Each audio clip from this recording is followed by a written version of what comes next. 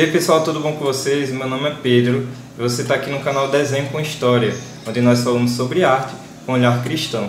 No vídeo de hoje eu queria falar com vocês sobre um tema que estava me chamando um pouquinho de atenção enquanto eu estava dando uma das minhas aulas de artes para o Ensino Fundamental 2, na Escola Adventista. Isso mesmo, se você não sabe, eu sou professor de artes aqui na Escola Adventista de Natal. E um abraço para todo mundo que faz parte dessa escola maravilhosa. Um abração também para você que é meu aluno. E nós estávamos falando sobre a música viva e a música nova, que foram dois estilos artísticos de música que tinham como base a experimentação. A gente se esquece um pouquinho daquela música clássica, mais padronizada, acadêmica e tudo mais, e a gente entra agora em composições um tanto quanto irregulares, sem um tom muito definido, ou então com instrumentos que não são nada tradicionais. Então posso pegar tipo um balde d'água, uma vassoura, posso pegar instrumentos aleatórios e utilizar para compor a minha música. Essas músicas também têm elas são atonais, então elas não obedecem àquela regra certinha de harmonia na música. Ou seja, a ordem não era prioridade nessas composições, eles estavam experimentando para ver até onde a música podia levá-los. É como se esses artistas estivessem nos passando a mensagem de que eles estavam fazendo uma manifestação, para dizer que agora nós podemos utilizar a música da forma como o artista sente, e nós podemos experimentar sem nenhum tipo de regras. E aí após dar essa aula, eu fiquei me perguntando assim, cara, mas quando foi que as coisas mudaram? Porque antes a gente via a arte como uma representação do natural, do belo, da criação de Deus, da magnificência do Senhor, e os artistas tentavam representar a beleza em suas obras de arte. Mas de um tempo para cá, com o início da Idade Contemporânea, os artistas eles passaram a ter outro tipo de preocupação com as obras de arte.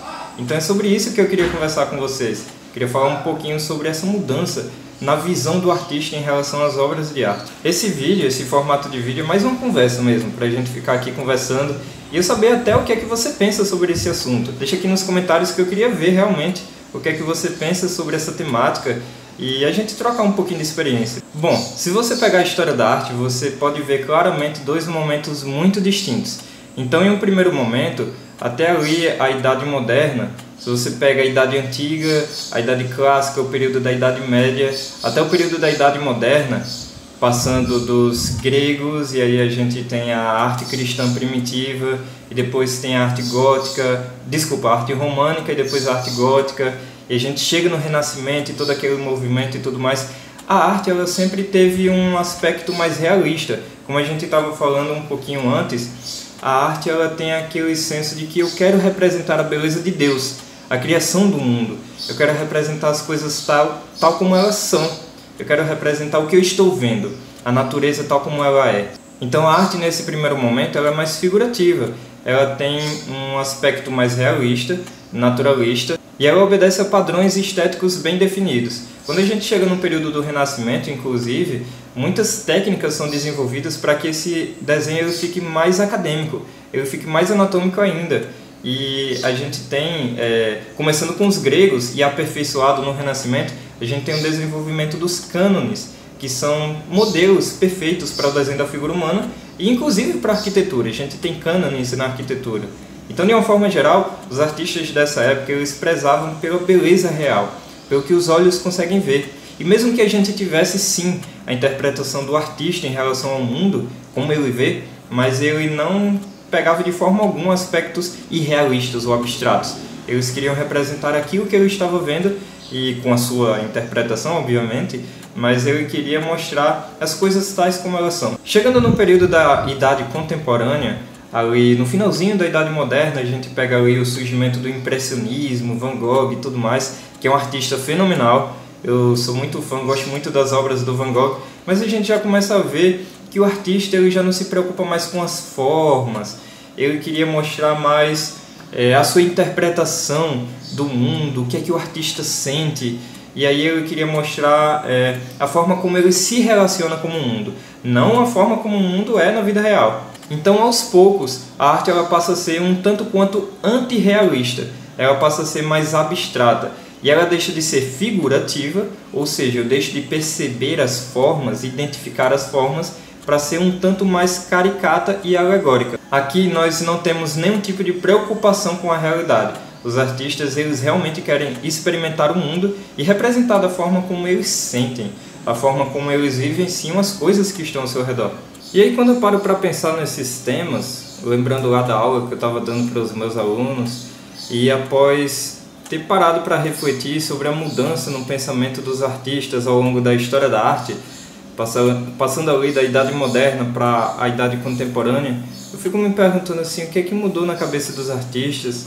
Porque antes eles viam o mundo de uma forma e de repente a sua cosmovisão mudou completamente. Ali, quem sabe, a entrada do humanismo, de outras questões filosóficas, alterou a forma como os artistas viam o mundo, as pessoas e até mesmo a Deus. Como é que eles conviviam em sociedade e se relacionavam com a religião. E aí eu fico ponderando até que ponto nós podemos nos libertar das regras, dos padrões estéticos, do padrão do belo que Deus definiu. Eu me lembro de que quando Deus... Eu não estava lá, mas lendo a Bíblia, eu vejo que quando Deus formou o mundo, Ele prezava pela beleza, Ele prezava pelo belo, pelo racional, pela lógica. Deus não é um Deus ilógico, Ele é um Deus completamente lógico, que preza pela harmonia entre as coisas. Então eu vejo isso sim representado nas obras de arte. Eu vejo um pôr do sol, ou então no nascer do sol, a mais bela pintura que existe. Eu vejo um Deus artístico, um Deus lógico, um Deus que ama a harmonia e a forma como as coisas se encaixam. Você já deve ter ouvido falar no design inteligente. E sim, eu creio num Deus que Ele arquitetou todas as coisas para obedecerem a um padrão estético, um padrão matemático, um padrão físico, um padrão belíssimo. Quando eu vejo algumas obras de arte ou movimentos artísticos que eles tentam quebrar ou destruir essas regras porque elas são muito opressoras e vai acabar com a dignidade do ser humano, nós precisamos nos libertar de uma vez por outra de todas essas amarras que prendem os artistas, então vamos fazer manifestos, vamos fazer obras de arte polêmicas e tudo mais. Eu me lembro de um Deus que Ele morreu na cruz do Calvário para que pudesse libertar o ser humano.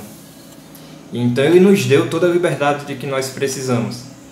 Ele nos deu a liberdade para vivermos uma vida plena e podermos sim nos expressar da forma como nós quisermos, como nós enxergamos o mundo, mas não confunda liberdade com libertinagem.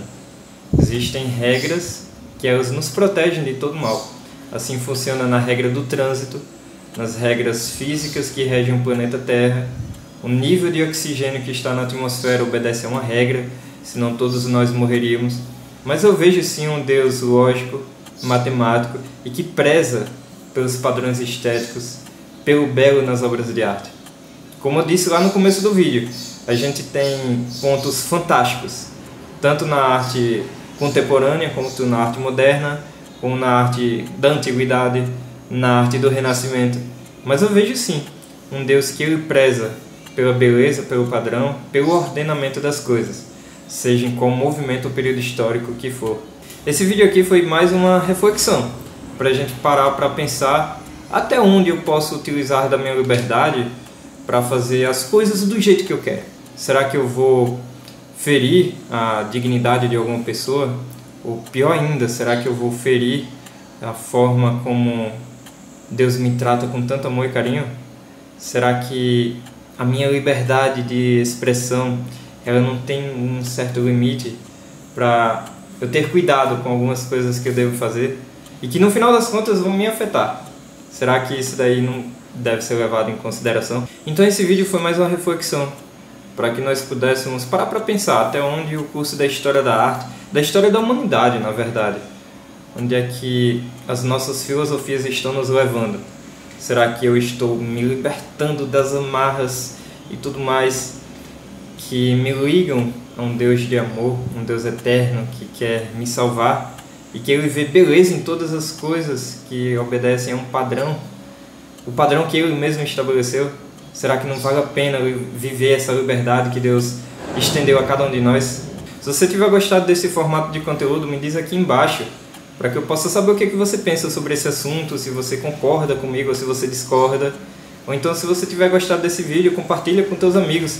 deixa aqui o teu gostei, vai me ajudar bastante, e se inscreve no canal. Nós já estamos com 300 inscritos, gente, eu só tenho a agradecer a cada um de vocês. Muito obrigado pelo feedback, porque vocês estão acompanhando aqui o nosso canal. O canal Desenho com História é de todos nós, vocês fazem parte do nosso crescimento. Então, brigadão, meu povo, até uma próxima, se Deus quiser. Fiquem todos com Deus e vamos lá, estudar a arte, mas sempre com um olhar cristão. Que Deus te abençoe e te guarde sempre. Um abraço, até a próxima, valeu, até mais.